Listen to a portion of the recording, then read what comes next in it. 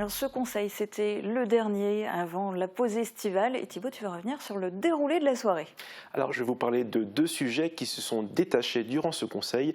Mais tout d'abord, je vais vous proposer un résumé de plusieurs points abordés. Coup de pouce financier de la CASC pour motiver les habitants du territoire à faire du covoiturage. Dans le cadre du plan de mobilité interentreprise, le conseil communautaire avait déjà approuvé le projet de développement du covoiturage pour les déplacements domicile-travail. L'opérateur a été choisi, ce sera Klaxit avec son application mobile.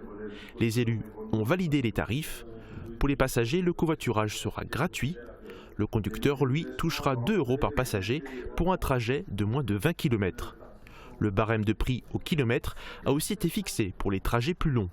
Une phase expérimentale de 15 mois va être lancée à l'automne pour un montant estimé à 81 000 €, pour lesquels la CASC a sollicité une subvention de 50 000 € auprès du GAL Leader. En zone industrielle de Sarreguemines, l'ancienne friche industrielle Pierron va faire l'objet d'une réhabilitation pour agrandir le centre technique communautaire. Une étude estimée à 8 850 € va être menée pour déterminer le meilleur scénario en termes de production d'électricité par panneaux photovoltaïques sur ce site. Pour financer cette étude, la CASC demande une subvention auprès de Climaction. Une aide de 70 % du coût total est espérée. Sur l'acti-zone de Grosse-Biederstroff, la société Maldaner va s'agrandir. Elle est implantée sur 4 sites en France et elle emploie 42 personnes, dont 6 à Grosse-Blie. Le leader européen de l'imprégnation des pièces poreuses a obtenu l'aval des élus communautaires pour acheter une parcelle de 847 m² en vue d'agrandir son bâtiment. Alors Thibaut, après ce résumé, de quel point souhaites-tu nous parler plus en détail? Eh bien, je vais vous parler d'une nouveauté pour l'intercommunalité. Il s'agit de l'engagement dans la mise en place d'un contrat local de santé. Alors, qu'est-ce que c'est? De quoi il s'agit? Eh bien, il s'agit de réduire les inégalités en matière de santé sur le territoire. On écoute le président de la CASC. Le territoire communautaire, bien que disposant d'équipements médicaux de premier ordre, et c'est exact, est malgré tout confronté aujourd'hui à des problèmes d'accès aux soins qui sont de plus en plus prégnants.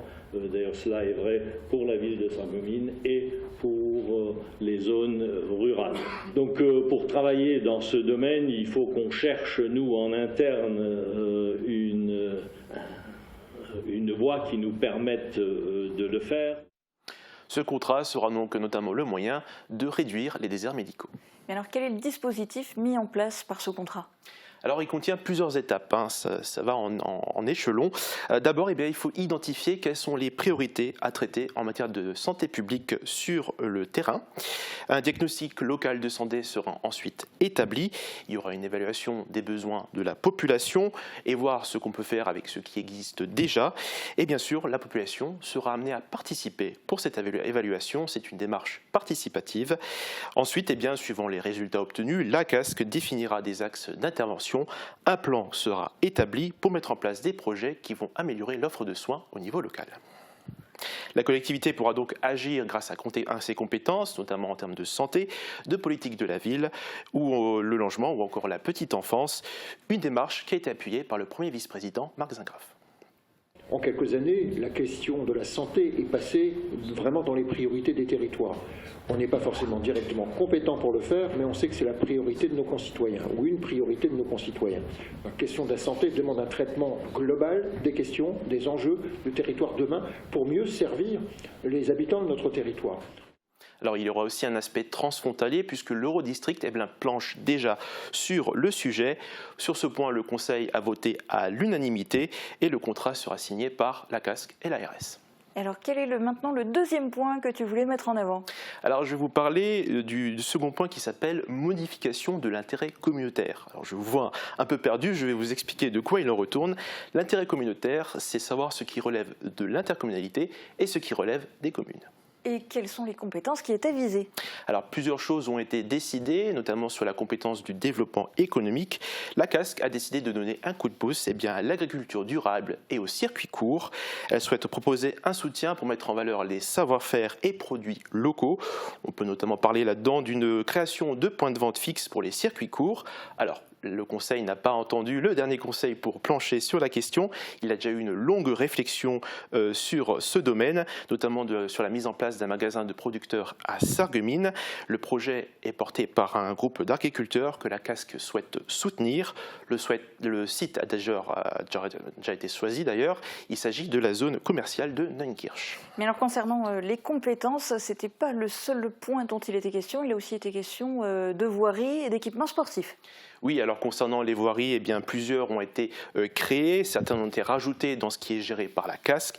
Alors il faut absolument savoir que uniquement les voiries qui sont exclusivement exploitées par la CASC peuvent rentrer dans l'intérêt communautaire. Celles qui n'avaient plus ce critère eh bien, ont été retirées de cet intérêt. Et en ce qui concerne les équipements sportifs, eh bien, il a été question des 2 gymnases de Putlange au Lac. Si vous vous souvenez, en janvier 2019, ils ont été déjà insérés dans l'intérêt communautaire, mais l'entretien et la gestion sont restés à la charge de la commune. Les discussions ont donc été toujours en cours sur qui gérait quoi. Et au dernier conseil, le conseil a donc confirmé l'intégration des 2 gymnases et paiera l'intégralité des charges liées à leur utilisation. La commune ne paiera donc plus rien. Et une commission va donc se charger de définir les montants. Est-ce que ce point à l'ordre du jour a suscité des discussions ?